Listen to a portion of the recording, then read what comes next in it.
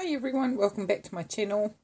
Today I'm going to do a video on Phalaenopsis with troublesome roots. And yes, I know I swore I wasn't going to buy any more cheap Phalaenopsis that had root problems, but I had a couple that I thought were going to be manageable, that I really could do something with, and then I got them home and some of them were even worse than I expected. However, this one here in front of the camera in the vase is not just a brand new purchase. This one was purchased back in April of 2019. It's now August, and this one's been in a pot, and I've just taken it out of the pot to find that it really only has that few stubby little bits of leaves. Sorry, little bits of roots. So I'm kind of sick of trying them all in complete sphagnum moss. That seems to just make them mould even more. The last ones with lack of roots, the very tiny ones, did die in the end. There was nothing I could do with them. So it's winter. It isn't their major growth period. So I'm really struggling. My house is only at about 21 degrees, which isn't really optimum growing temperature. So I'm trying to fool them. So this is just a trial. So within this trial here, I've got sphagnum moss that's really quite damp. I would almost say wet. There is water in the bottom of that sphagnum. And then I've got it sitting on some really good chunky bits of bark. And I'm just going to, and I'm trying to keep the bark dry. And then I'm going to try and let the humidity help the plant. It's sort of in a glass vase, A, to hold it up, and B, to help keep some of the warm air in, because I put these down by my panel heater where possibly the glass is at least getting warm, so the plant feels like it's warm, it's not getting over hot, and it isn't getting dried out because it's in the glass vase. So I've got a couple of trials with bad roots in glass, so all I can say is it's just one way I'm thinking of giving it a try. I'm really suspecting that the reason that these roots start falling off is because of the base of the plant. The stems just seem to have mould on them, and that's the way they're coming. So that one there has a bit of purple, and you might think that that's a fusarium problem, but this whole plant has lots of beautiful purpley bits because it's magic art. It's one that has lots of beautiful purple spots. And again, this was another one that this year my son bought for me for Mother's Day, and another Mother's Day plant that's just struggling. Is it the time of year? Do they try and push them out, or do they throw them out because they really aren't any good and it's the beginning of the season when they're going to start flowering? I don't know. So that one, I want it sitting on the bark and not actually touching the moss. So this one here, the next one across. Okay, so this was my Mother's Day one, 2017. And it's been struggling for months and months. No roots.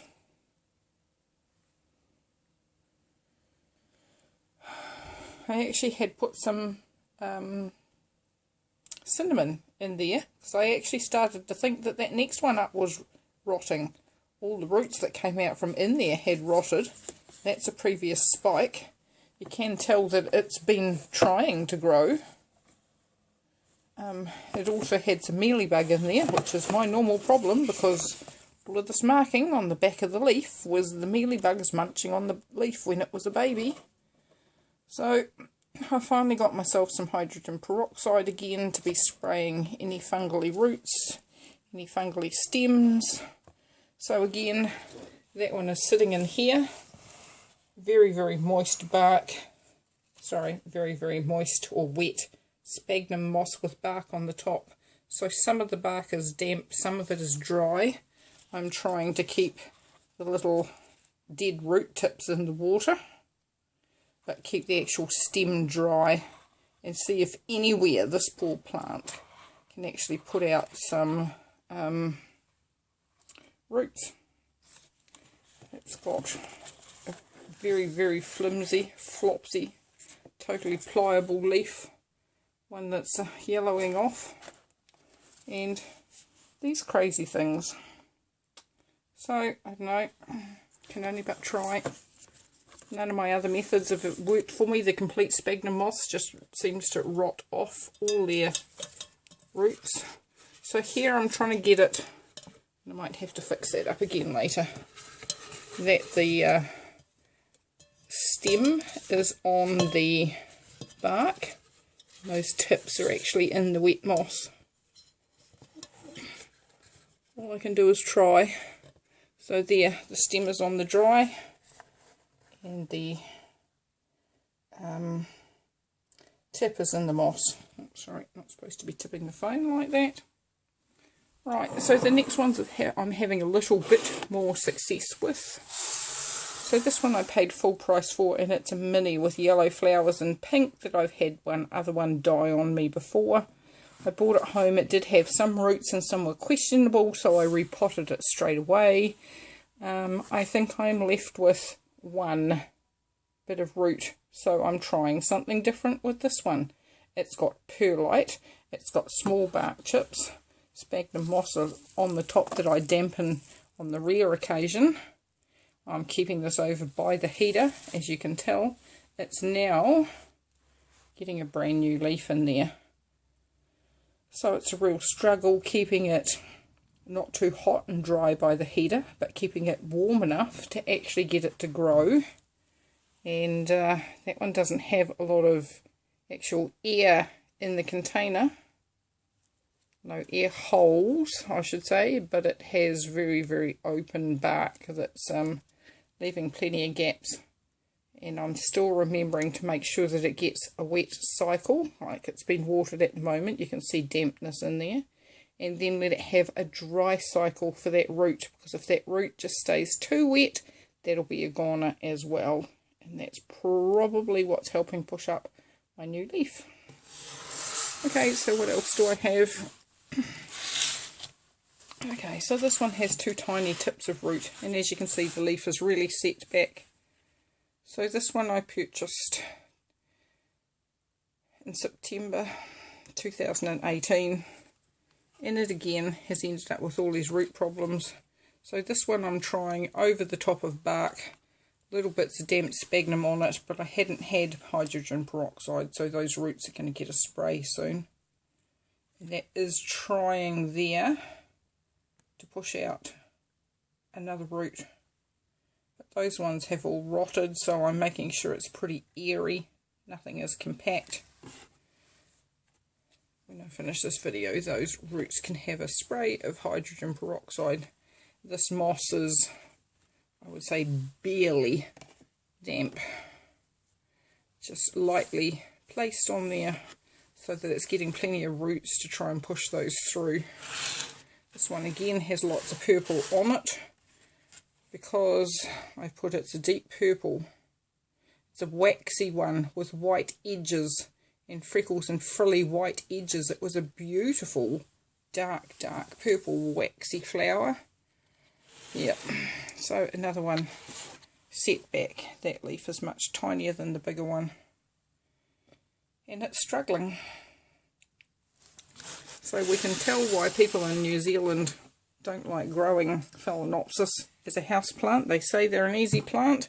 I can see why they let them flower and then throw them out. So this one here, I bought it and it had 4 big leaves like this that were really dirty and dusty and pretty disgusting. And I thought it was going to have enough roots in there to go with. And it ended up just having this one root. And it had been an aerial root, and that was the only root that I kept this plant growing on. So this is about probably 8 or 9 months down the line. You can see that she produced this little leaf first, long and stringier one here. But I'm really starting to think that this one really did have a problem with the lightness of the green colour there. However, she's pushing up another leaf because I'm keeping her by the heater. I'm trying to get that one there to go down into the moss. But at least this one, last growing season, did put out a couple of roots. I can't say I really like these particular plastic pots. They have ridges and bumps in them, and it's actually really hard for the little root to grow along there. However it is, it goes up over the hump, goes back down, and pokes out of the bottom as well. So at least now this one has some roots. It's in good bark.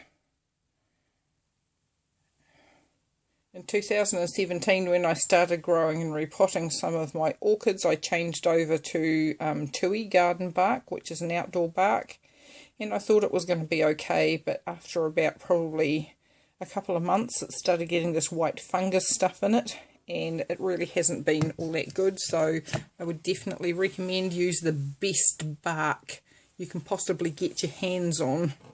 So I did change bark. I have found one that I hadn't changed the actual bark in, and it was still running in the old tui garden bark.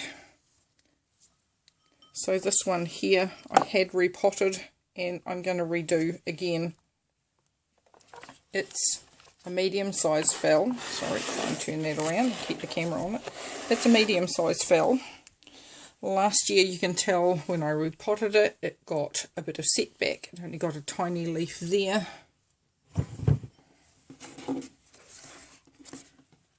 And that one was smaller than the others. So this year, it's been growing pretty good leaves.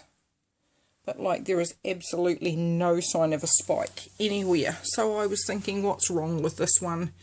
And I've been having my little LED light on it. But it was getting wobbly in the pot. So here's its problem. These roots are dead. It does still have some growing tips, some good ones. It has some nice aerial roots. So this one's going to get the treatment of taking all of those dirty ones off. I now have hydrogen peroxide. This is definitely one that's going to get its roots done with hydrogen peroxide with all that yucky stuff in there. What I would really like to see is what kind of condition that stem is in, because the stems all seem to be black and disgusting where those little cores come out. This one has had that little core taken out. I can actually see that better on the camera than I can. Yeah, it's not looking wonderful, but it's not the worst. So I'm actually contemplating having to buy some systemic fungaside and try that, soaking the roots in it and seeing if the ones that are getting the black mould, if that will stop the problem. Anyway, video has been going way too long. So that's Phalaenopsis with all the different kinds of roots. Actually, just one more. So this plant here, and I'm trying to get it out of its pot one-handed and get rid of some other pots.